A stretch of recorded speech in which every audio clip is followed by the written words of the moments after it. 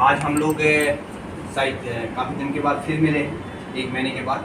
आज आपको बताता हूँ कि बेसिक नॉलेज इन फायर में बेसिक चीज़ें, हमें क्या क्या चीज़ें इनको पता होना चाहिए कि बेसिक चीज़ें जानकारी, जैसे इन केस आग लग जाए तो हमको लेफ्ट वे पकड़ना है, अपना लिफ्ट पहले तो लाइट को बंद करना है।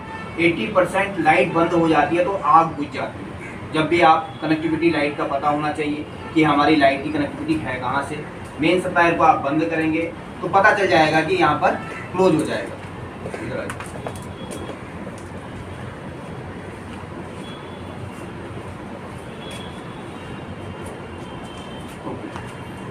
ठीक है, तो उस पर हमको क्या करना है, लेफ्ट वे में आप जब नीचे उतरते हैं तो आपको क्या करना है, लिफ्ट यूज करनी है क्या? नहीं करनी है, समझ रहे हैं? स्टेयर से यूज करना है। स्टेयर के लेफ्ट साइड से आप यूज करेंगे और राइट साइड में आपके जितने लोग मतलब आपके फायर मार्शल अगर वगैरह आएंगे वो राइट वे पे यूज करते हैं। अब हम आग कहते किसे हैं? आग वह रासायनिक क्रिया है जो 3 चीजों से मिलकर बनती है, ऑक्सीजन, ईंधन और उचित तापमान। इन तीनों चीजों के लगातार प्रतिक्रिया से आग उत्पन्न हो जाती है। आग मुख्यतः 4 प्रकार की होती है। ए क्लास में सॉलिड फायर, बी क्लास में लिक्विड फायर, सी क्लास में गैस की फायर, डी क्लास में मेटल फायर। जो ई क्लास की आग है वो सी पर कन्वर्ट रहती है। जब तक उस पर इलेक्ट्रिक है तब तक वो सी पर कन्वर्ट रहती है। जिस टाइम इलेक्ट्रिक खत्म हो गया, मैंने बोला कि मेन सप्लायर को आप बंद करेंगे तो वो ऑटोमेटिक ए में कन्वर्ट हो जाती है। आपने देखा होगा, लाइट है, कोई भी चीज है तो ऑटोमेटिक ए पे कन्वर्ट हो जाएगी। अब 3 प्रकार के मेथड भी हैं बुझाने के।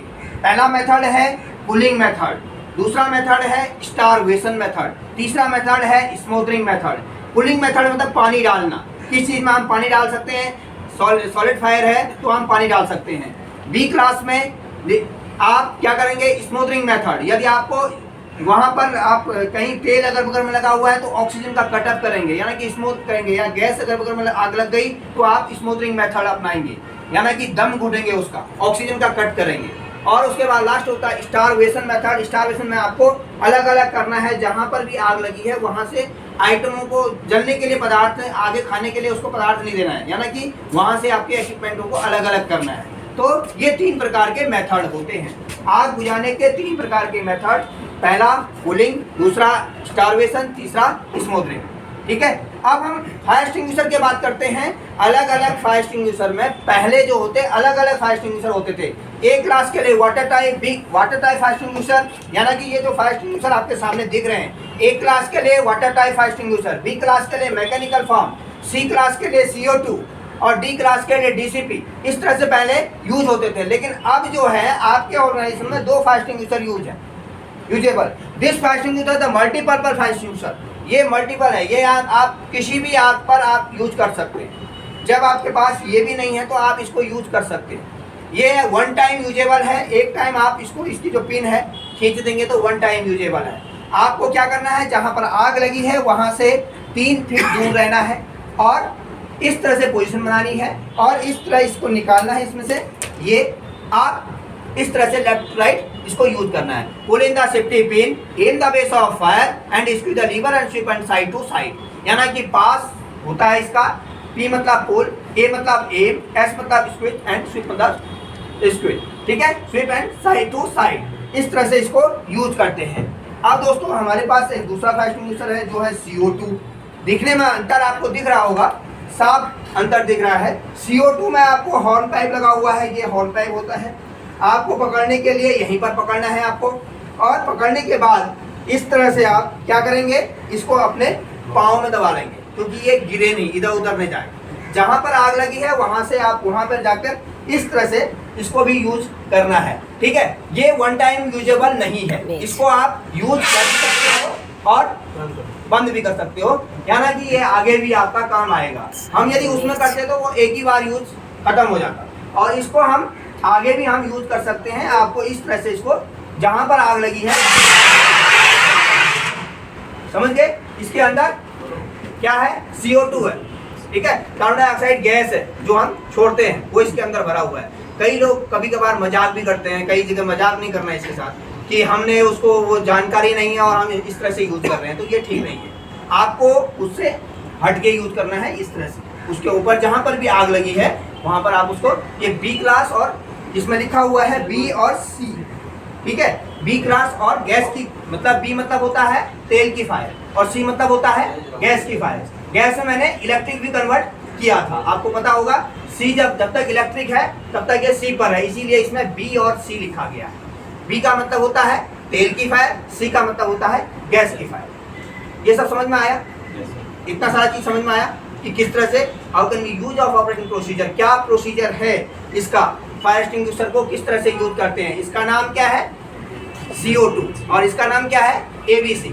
This fire extinguisher multiple fire extinguisher, यानी कि सभी फायर एक्सटिंग्विशर में हम इसको यूज कर सकते हैं। इसको हम जो भी आग है, आग लगी है, उस पर हम इसको यूज कर सकते हैं, लेकिन इसको हम मात्र B और C पर ही यूज करेंगे, यानी कि इलेक्ट्रिक फायर भी इसमें है, ठीक है।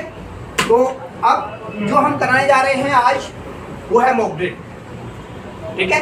मॉक ड्रिल में जो है हम लोगों को क्या करना होता है, आग लग चुकी है, अपने बिल्डिंग को फ्यू सेकंडों में खाली करना है।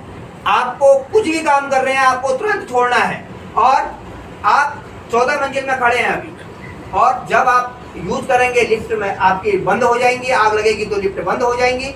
आपको स्टेयर से उतरना है नीचे, और किस वे में उतरना है? लेफ्ट वे में।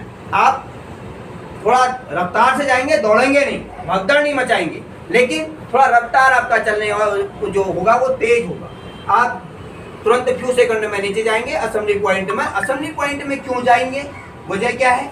क्योंकि हमें पता चल जाएगा कि हमारे ऑर्गेनाइजेशन में इतने लोग आए थे। वहां पर हम जब आपकी हेड काउंटिंग करेंगे, सारे लोगों की हेड काउंटिंग करेंगे, उसमें आपको पता चल जाएगा कि ये पर्सन यहाँ पर, कौन पर्सन वहां पर अभी नहीं आया है, तो फिर उसके लिए हम आगे की कार्रवाई करेंगे। जिसे जैसे आपने देखा होगा इमरजेंसी नंबर होते हैं 112 नंबर, किसका होता है? ये मल्टीपल नंबर, डिजास्टर का मल्टीपल नंबर है 112 नंबर, ठीक है। चाहे कुछ भी हुआ हो, उस पर आप कॉल करेंगे, आप अपनी परेशानी बताएंगे तो आपको तुरंत सजेशन मिलेगा। वैसे पुलिस का नंबर 100 नंबर, फायर का नंबर 101 नंबर, और एम्बुलेंस का नंबर 102 या 108, ठीक है। कहीं यूपी में 108 भी होता है और यहाँ पे 102 नंबर, ठीक। ये आपको पता होना चाहिए। लोकल थाने का नंबर भी पता होना चाहिए, लोकल हॉस्पिटल कितना नियरेस्ट है हमारा ये भी पता होना चाहिए, वहाँ का भी नंबर आपके पास होना चाहिए, ठीक है। यहाँ पर आपने देखा होगा नीचे आप जाएंगे तो वहाँ पर पूरा लिखा हुआ है कि यहाँ किस किस के नंबर है।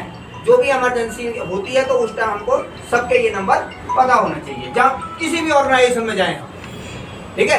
वहाँ पर हमें ये पता होना चाहिए कि भैया यहाँ पे हमारे कहाँ कहाँ इमरजेंसी नंबर कौन कौन से हैं, ये सभी को पता होना चाहिए। क्योंकि हम लोग तो लगातार हर एक ड्रिल में ये सब्जेक्ट बताता ही हूँ, ये पता भी होना चाहिए।